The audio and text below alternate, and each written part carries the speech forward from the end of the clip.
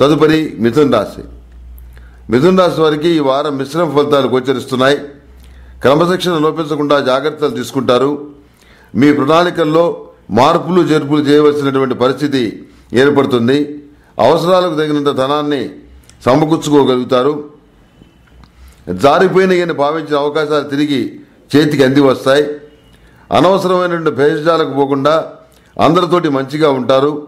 బంధుమిత్రులతో సంబంధ బాంధవ్యాలు మరింత మంచిగా బలపడతాయి. విందు వినోద కార్యక్రమాల్లో ఆశ్చర్యకరమైన సంఘటనలు తెలుసుకుంటారు. కుటుంబంలో స్వల్పమైనటువంటి అనారోగ్య సమస్యలు చోటు చేసుకుంటాయి. మీతో ఏకీభవించే వారి సంఖ్య తక్కువగా ఉన్నదని భావిస్తారు. కానీ అది వాస్తవం కాదు. మీతో ఏకీభవించే వాళ్ళు ఎక్కువగా ఉంటారు.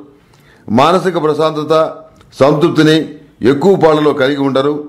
ఇందుకు కొన్ని ప్రత్యేకమైన కారణాలుంటాయి. రాజకీయాలపైన దృష్టిని సారిస్తారు. ఒత్తిడి నుండి బయటపడడానికి ఆధ్యాత్మిక కార్యక్రమాల మీద దృష్టి సారిస్తారు. ప్రతిరోజు నాగసింధూరాన్ని ధరించండి.